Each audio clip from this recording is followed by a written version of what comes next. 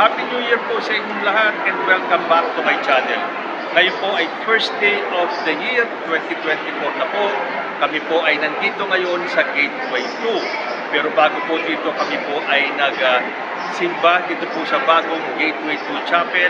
Kung kayo po ay hindi pa nagagawin dito sa Cubao, sa Gateway 2, bisitahin niyo po rito. Maganda po ang lugar na to. Pero kami po ay nagsimba muna para po pasasalamat sa Panginoong Diyos na tayo ay sumapit sa 2024. Mataimtim po akong nagdasal na sana ngayong taon na po ay magkaroon na tayo ng kapayapaan at pagkakaisa. Panalangin ko po sa ating may kapal na sana ngayong taon na to, 2024, ay magkaroon na tayo ng pagkakaisa, tayo po ay magbuklod-buklod, dahil kahit na ano po ang ating political affiliation, kahit na po sino ang ating sinusuportahan, at the end of the day, tayo po ay pare-parehong Pilipino. Alam ko po, pare-pareho naman tayo ng pinaglalaban. Lahat tayo gusto ng isang mapayapa at isang united na bansa. Pero as the way things are going, nagiging divided po tayo dahil marami po mga grupo dyan na gusto ay pagwatak-watakin ang Pilipino. So, ang aking pong panalangin sana ngayong taon na to, tayo po ay maging mapagmatsyag. No matter what your political affiliation is, kahit na sinong sinusuportahan ninyo, kailangan po natin magkaisa dahil ito lang po ang ating bansa. Kung tayo po ay makakawat-watak, ano na mangyayari sa bansa natin? So, ang panalangin ko po, kahit na kayo ay supporter ng ibang mga personalidad dyan, dahil alam niyo naman po, ako po ay pro-Marcos supporter. Ako po ay isang loyalista.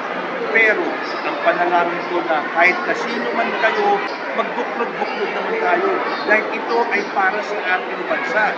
Kung sa mga gusto ay pagkakawatak-watak, mag-isip-isip naman po kayo. Dahil kapag bumagsak po tayo, sama-sama po tayong babagsak. Samantalang kung tayo ay mananalangin na tayo ay magkaisa, sama-sama po tayong babangon. Lahat po tayo ay kasama sa pag-angat.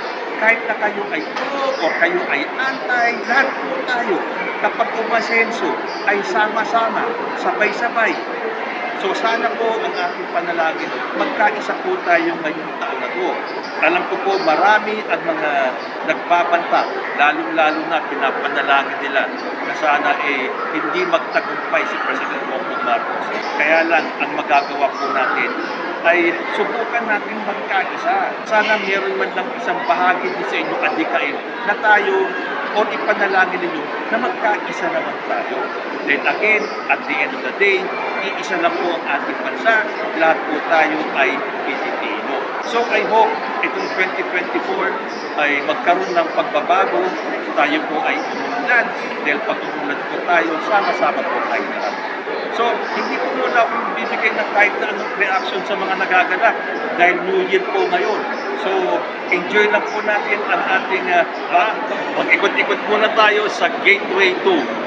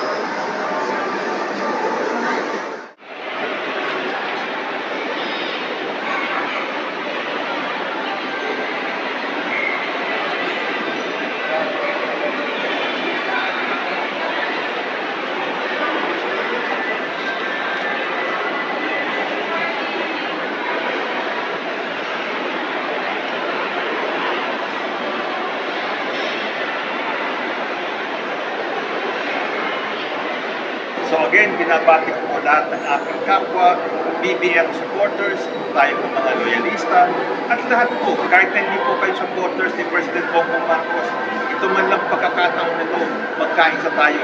So binabati ko po kayong lahat, isang masagana at maligo at mapayapang bagong taon po para sa ating lahat. Kayo po, how did you spend your New Year? Comment na po down below and I'll see you next time.